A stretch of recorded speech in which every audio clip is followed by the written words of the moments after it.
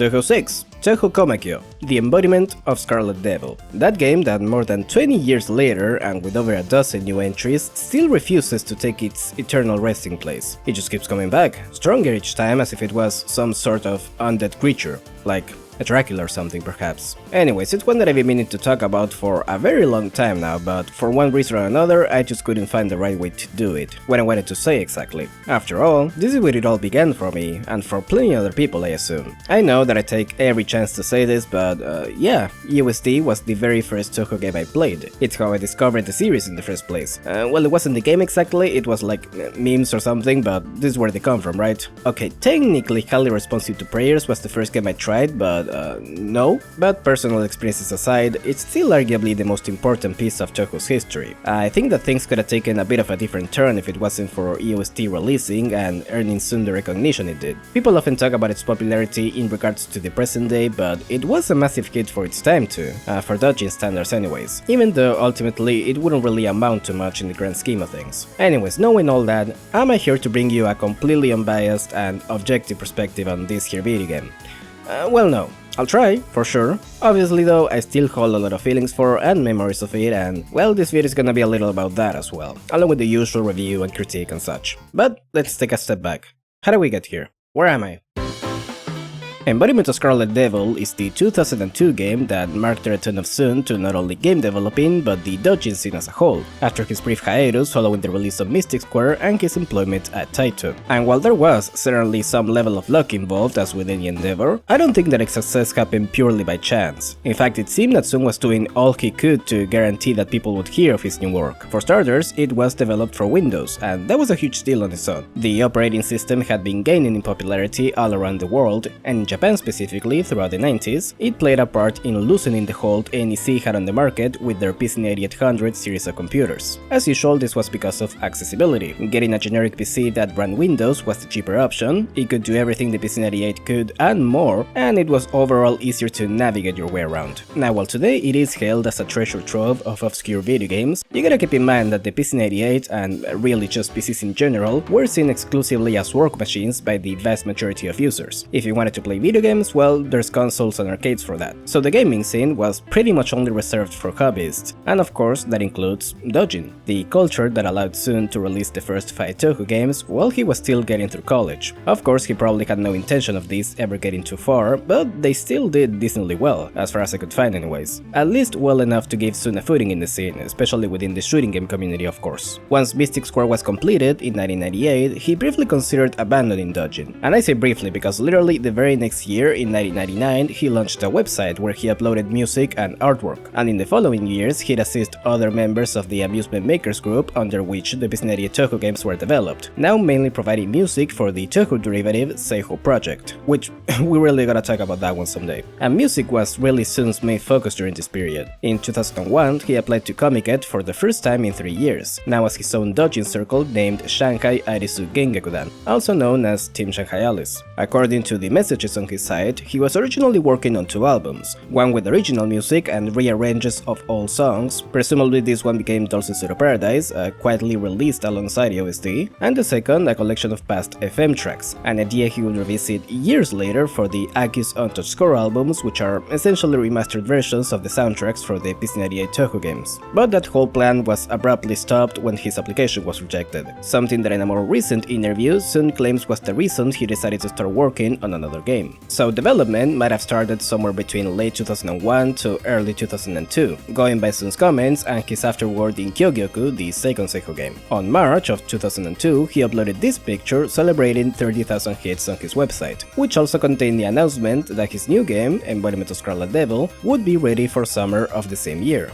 And this thing, what the hell is this thing? A few months later, he'd started uploading screenshots of the game and about a dozen trial versions, even up to the release of the full game. Seriously, he was really hyping it up. You gotta consider that the previous entries, well, not the first 2 obviously, but the others got 1 demo a few weeks before release, and that was it. Meanwhile, this was getting updates almost weekly, if not daily. Finally, the day of Comiket 62 arrived on August 11th, 2002, and, well, the rest is history. I found this post in Sun's message board of someone asking if next time there would would be more than 1,000 copies, so we can place the initial sales around that maybe. For reference, here's the numbers that we know of for the PC98 games. These come from various statements that Zoom made over the years, and sure, he could be misremembering things, but I think it still works as a rough estimate. It makes sense though, he had a bit more of a budget now thanks to his job, and sure enough, he'd reply confirming that there would be more than 1,000 copies, on top of the fact that in September the game began selling in dedicated doujin shops, marking the first time touhou was available outside of conventions. A demo of it even made it into a magazine, which was just recently rediscovered a few years ago, so there's that too. And then following this we'd get more games, print works, music CDs. In 2004 the first datasite was held, a touhou only convention, with about 100 doujin circles participating in that event alone, which is kinda wild to think about because back then it was only EoSD and Perfect Cherry Blossom, with Imperishable Night looming over the horizon, but that's all you had to work with. But who knows for sure if all that would have happened without this one little game that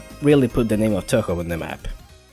Anyways, I've gone long enough without even talking about the game itself in my video about a video game, so what's up with that? Does it live up to the hype? Nowadays, it's certainly not too impressive since we have all the other titles to compare it to, but at the time, yeah, it was quite a step up for PC98. Better sound, better graphics, and of course improvements to the gameplay, with smoother controls, a proper focus mode, a much more intuitive power meter, better attack patterns overall, and visibility was also improved for what it's worth. Oh, and the point of collection, I guess that's a new thing here. You got Daemon with the classic homing bullets, which I'll bet is everyone's first shot type until they realize that Marisa's just better everything. It offers great crowd control during stages and helps keep the damage steady on certain bosses, but for that it trades in raw power, being the weakest shot in the game, meaning that anytime you need to focus fire anything, bosses especially, well, that's gonna take a bit longer, which is why I typically avoid this one. I had to use it to show it off in this video, but I would rather kill things before they can kill me, that's how I like to approach things. The now iconic Fantasy Seal Bomb is pretty decent though, and it can target multiple enemies, which is a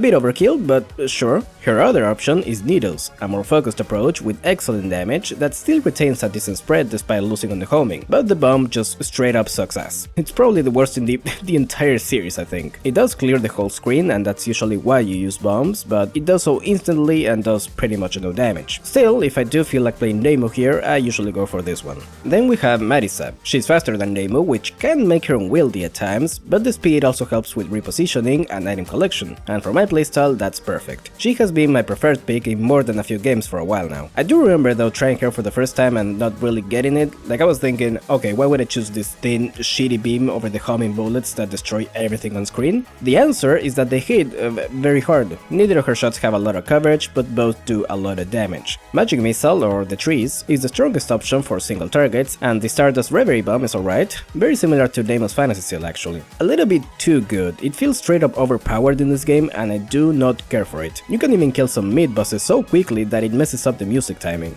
The obvious downside is that it is incredibly narrow, forcing you to stay right underneath enemies, but that's hardly a problem most of the time I find. Better enjoy it while you can because it gets nerfed to hell in future games. Illusion Laser is a bit weaker, but the lasers can go through enemies, and since they essentially do tick damage as long as they're touching something, it can still be pretty decent for bosses. To me it's basically Marisa's balanced option, and for the first time you also get access to the biggest laser, Master Spark, which is not yellow colored and looks a little bit scuffed here. It slows you down to a crawl, but it deletes anything in front of you, and can even escape some spell cards. And also the sound it makes is just right, this got biggest laser sounds. And speaking of, I think this is the first time we hear a lot of sound effects that would get recycled in future games, including the famous... Of course, we gotta talk about spell cards, the new addition that would become kinda the trademark of the series going forward. So why are spell cards a big deal? Well, first of all, they help to distinguish the different phases a boss has. Instead of them suddenly changing patterns once you get their HP down to a certain level, you get a sort of special attack with all the cinematics that involves. The background changes, their portrait flashes along with the name of the spell, and the attack itself is usually way more involved than their other moves, now usually referred to as non-spells or cooldowns. The spell cards may also play into a character's abilities or personality, like Sakuya stopping time to add more knives, and if you die while she does this, your character gets stuck at their death animation, which is pretty funny, or Patchoul's being themed after the 5 phases or the 5 Chinese elements, and even combining them for more complex attacks. Not to mention, she uses a different set of spell cards depending on your character and shot type combo, and thanks to this, her spell card list is absolutely bloated. But more important I think is that they do wonders for making not only the fights more memorable, but also the characters and overall the game itself. They are one of the main takeaways you get from your runs, what you think about and prepare for in future playthroughs. How am I gonna get through this spell card? What's a good route for this one? It was a fantastic addition to the series, and it all started here.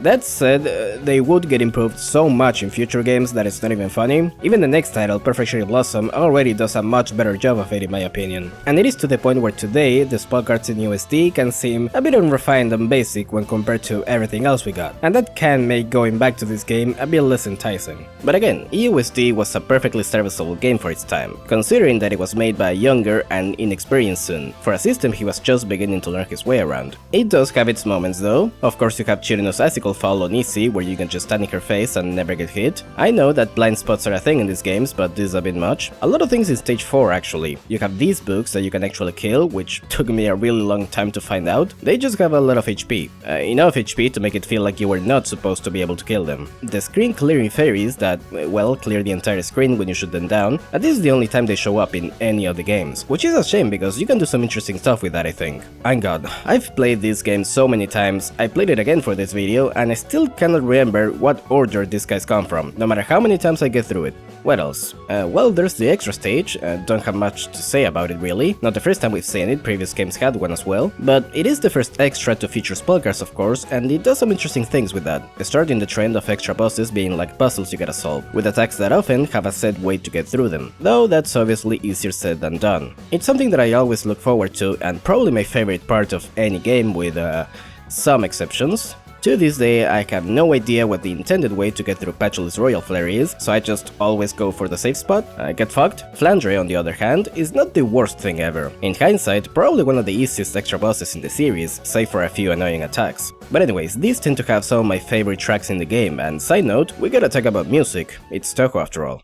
I'm not even gonna accept a fight on this one, I don't care, the music for EoSD is still excellent to this day. Some tracks have become iconic by force due to how overdone they are, I'm looking at you September-Red Princess, but even then it's really like nothing else you'll find in the series except maybe for Dolls in Pseudo Paradise, which does feature a similar but subtly different style. It has a very distinct feel to it, and it seems intentional that it was made to sound old and lo-fi, especially the way the instruments are detuned. It gets moody and dark while remaining energetic, and for the most part every track tries something different, from upbeat and bouncy electronic songs like A Soul as Red as a Grand Cherry and Tomboyish Girl in Love, or Beloved Tomboyish Girl, whatever you prefer. Soon trying to do rock with Lunar Clock Luna Dial, the best he could do with early MIDI instruments anyways, or the absolutely beautiful strings and brass of Shanghai Tea House. I will never forget the first time getting to stage 3 and hearing the beginning of it as the clouds fade away and you arrive at the island where the Scarlet Devil mansion is located.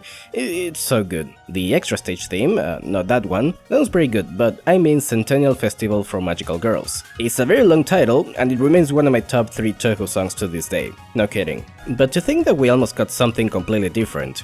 Sun rearranged the soundtrack shortly before the release of the full game using an 8-year-old SD90 he had recently bought at the time. The entire soundtrack of this game was produced using only instruments from that module actually, and he still uses some of them in his compositions to this day, including the famous Romantic Trumpet, or more commonly known as Sumpets. However, initially he had composed the soundtrack as MIDIs on an SC88 Pro, and you can still find these within the game's files, and boy do they sound quite different. Some more than others, the general feel is still there obviously, the actual compositions are almost identical, but they do lose a bit of that edge the SD90 provides in my opinion. I assume however that most people try to listen to them using Windows's default MIDI driver, and if you do that, yeah, it's gonna sound like Liquid Ass. If you want an accurate comparison, the channel Romantic TP has recordings of pretty much all of Sun's MIDIs, including the ones from EoSD, using a real SC88 Pro for that genuine sound.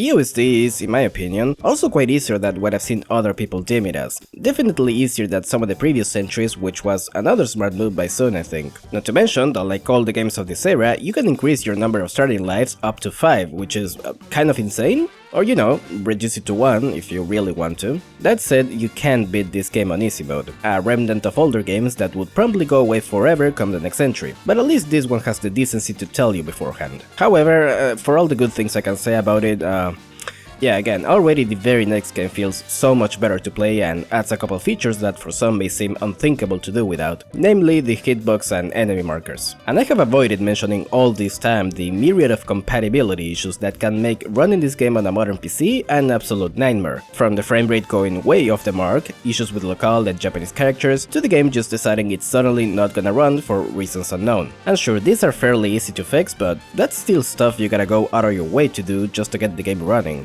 There's also a couple things not unique to EoSD, but that nonetheless add to it being a pain in the ass, like not being able to adjust the window size if you wanna play in windowed mode, forcing you either into a tiny screen or full screen, which sucks especially for me when I have to record the game, or having to use the fan-made V-patch to fix the glaring input delay, which has its own host of problems with EoSD in particular. But all this time I've been mostly talking about the gameplay, which by the way, I'm sorry if anyone expected me to go more in-depth into other facets like scoring or routing. Truth is, I don't really play STGs besides touhou. I'm pretty casual about it, as I've said countless times, and I don't wanna get things wrong. Anyways, what I wanted to say is, I do realize that this might not be why EoSD is so fondly remembered, so what about everything else? Well, now it's where it gets a tad complicated and where I might start to show my biases, so get ready for that. EoSD is weird. It exists in this limbo between PC98 and the rest of the Windows games, and while in my opinion it is closer to the former, it also doesn't quite get there still. The plot is very simple and straightforward, the dialogue is mostly just the girls sticking around, and everything just has a way more lighthearted and playful vibe to it. Yet for some reason it feels different to me than PC98, and that might be due to the everything else. Again, the music already gives it quite a different vibe, more greedy and less video game-y, to put it some way. It's not chiptune anymore, and I love my beeps and boops. You know, I love that chunky FM bass I use in my songs, you know that. But instrumentation alone does a lot for the kind of feeling and emotions a song conveys, and well, I think that does a bit for setting EoSD apart from the PC98 games. That and the fact that the setting is so much clearer this time thanks to the backgrounds being, well, actual backgrounds, instead of the surreal shapes on black. And the stages now seamlessly transition from one to the other, like when you go from the mansion's front garden into the mansion itself. This was supposed to be a fresh start for the series, sure, and I'm actually really curious how that decision came about, but it would actually be in the next game where Sun really started to develop this world. There's not even much to see in the character profiles, which is another thing Perfect Cherry Blossom would greatly expand upon, and that's an understatement. Really, that game is basically EoSD once Sun knew what he wanted to do. Now that I think about it, a lot of what we know about this cast does come from other works. In the game itself, it's clowns. Everyone's a fucking clown in this game, and the SDM is the circus. Not kidding, by the way, to this day these characters are pretty much used exclusively to be the battle jokes. Some more than others, some exceptions to this rule, but that's what you tend to see.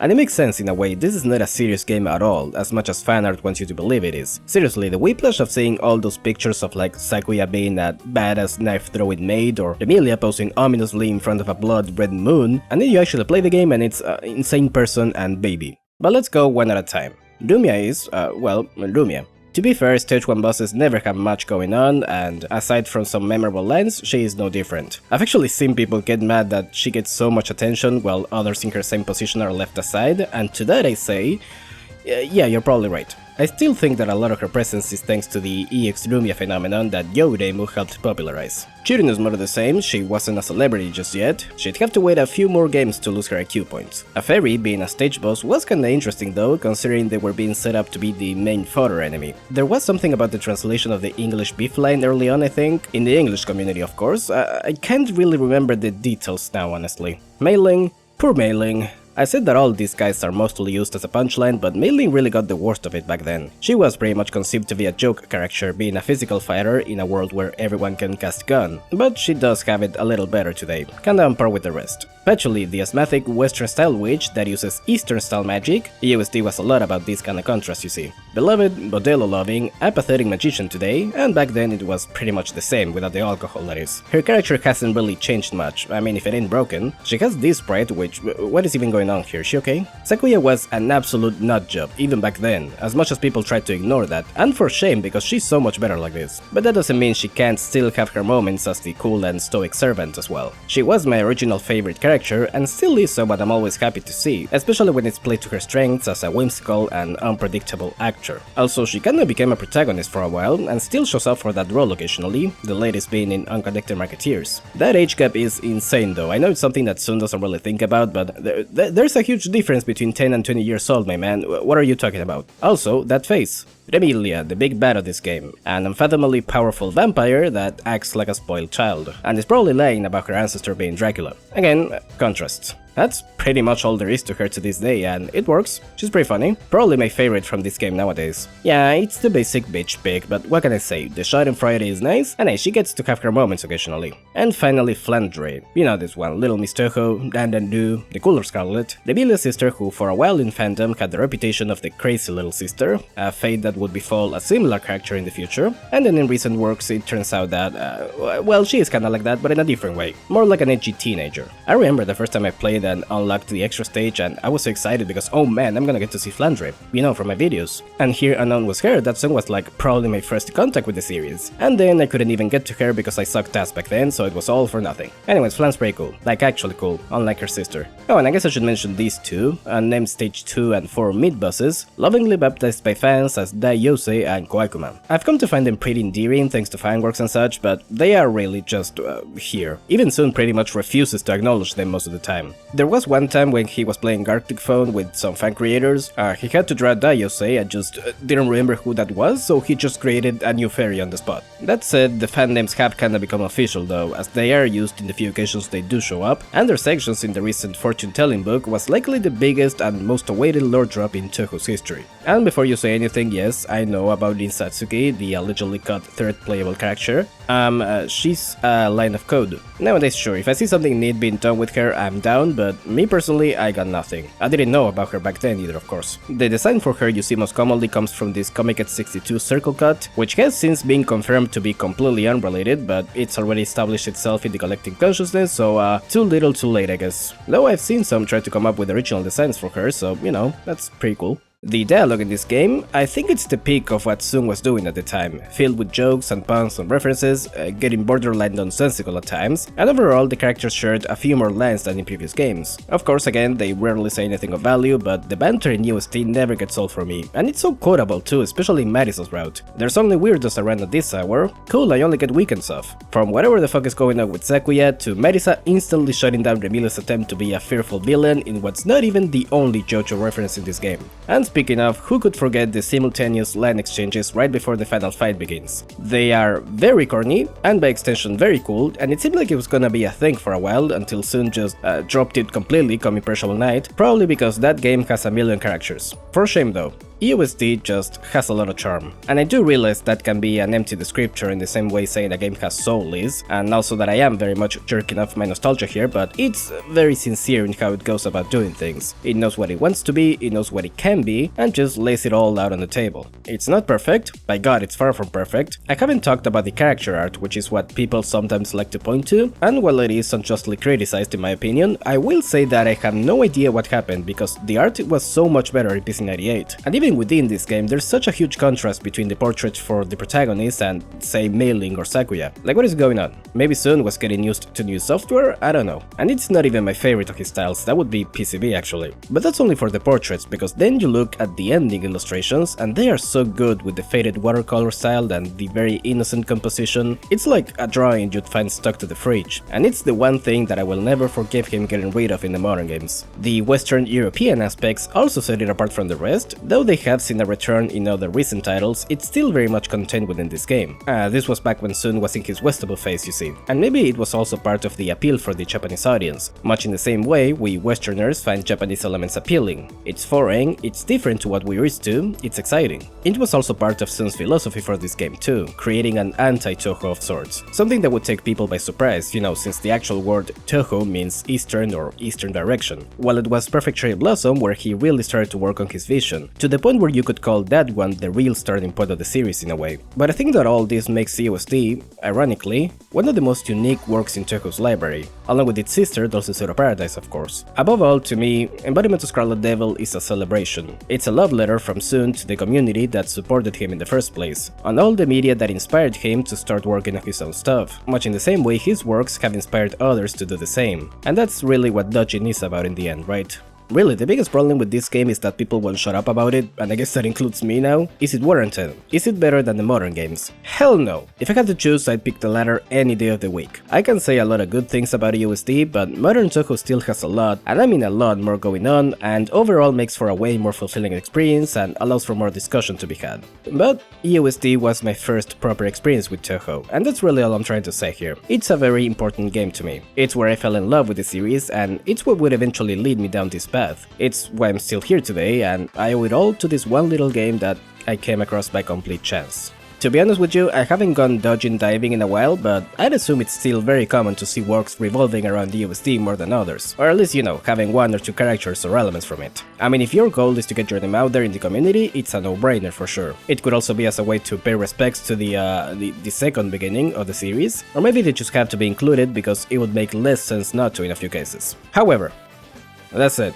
You gotta put things into perspective, because I guarantee you everything else combined completely overshadows EoSD's presence. Like, touhou is really big, not only in terms of official works, but fan media as well. Sure, EoSD may still be the most popular in terms of individual entries, and this is reflected on the yearly popularity poll, as unreliable a source that may be, but in the grand scheme of things, it really does make up for very little of the total landscape. You just notice it more because of how spread around it is. At least, that's what I like to think.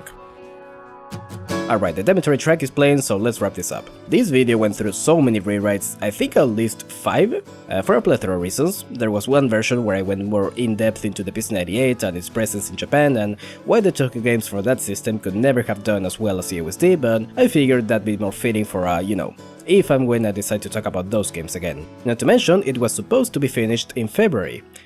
Yeah. But anyways, as much as I love to hate on EoSD like everyone else because it seriously does get tiring after the remillionth time, I can't deny that this is a wonderful little gem of a game by itself. And I really wish that it was easier to appreciate that instead of groaning when it makes yet another appearance no one asked for, or discussing whether it's relevant to modern touhou or not. Like, guys, come on, it's not. That's not the point. It's the kind of work that only shows up once in a while and gets so massive over time that people forget what made it special in the first place. You want a recent example? Undertale. Yeah. Obviously it's on a much different scale, but it is an indie game developed mostly by one guy who had also made a bit of a name for himself in the past with other work. It's precarious and amateurish in its execution, it seemingly came out of nowhere and grew a huge fanbase in a short amount of time, it's still everywhere you look, people have remixed it into basically everything by now, which also means you also have the other side that is absolutely sick of it, and it was also, apparently, something Toby did in hopes that he could then go on to work on the bigger project he actually wanted to do. But above everything, when I discovered it back in 2015, and this was before it all blew up by the way, playing through it in a dark room with only the light from my computer screen shining on my face while coming across all the characters and the little secrets scattered about, it was the same feeling I got when I played through EoSD for the first time not that many years earlier, despite them being completely different games. It's the same feeling I still get today when I come across something new that truly resonates with me. I don't know, personally, I haven't yet lost that sense of wonder. Today I can look back at EoSD, play it again for an hour or so and say, man, this kinda success. But it still has a special place in my heart. It's about the memories I made while playing it and discovering the series that would eventually consume most of my life. That doesn't sound like a good thing actually. And that aside, it still does have a very fun and charming cast of characters, music that holds up and is remixed and rearranged to this day, and while you have much better options in terms of what game to play, it's always a nice time going back to it for a couple runs, in spite of the junk. It is genuinely a relic of an age gone by that has the misfortune of being the one thing people latch onto. Forever. A 20th century shooting game extending into the 21st century. That was the tagline for Embodiment of Scarlet Devil. I wonder if Sun knew just how self-fulfilling it would come to be. I am so glad to finally get this video out, you have no idea. It's like the curse is finally lifted, holy shit. I wouldn't be opposed to going more in-depth about the other games too. Individually, I mean. I know that I tried in the past to tackle multiple titles at once and, well, one of the reasons I abandoned that format was that it really didn't give me much space to dig into each one. I mean, yeah, I could have made 1 hour on some videos, sure, but considering how long this one took, no thanks. And also they are getting quite dated by my standards, so what I'm trying to say is do let me know if you wanna see me cover other touhou games. I mean, in the end it's up to whims outside of my control if it happens or not, but I wanna know what you think. Certainly they wouldn't be the same as this one, both in terms of my experiences and how much background there is to them, but there's always something to talk about, I'm sure. Again, this was supposed to be up a couple of months ago, I really hope to speed things up going forward, but very much thanks for your patience. More music too, I wanna keep working on arranges and the occasional original song. Maybe eventually I'll have a dedicated channel for it, so it's not bunched up with all this other stuff. Streaming? Someday, not anytime soon probably. For now, thanks for watching. If you enjoyed the video, consider subscribing to support the channel, leave a like and anything you wanna tell me in the comments below. And once again, I'll see you next stream.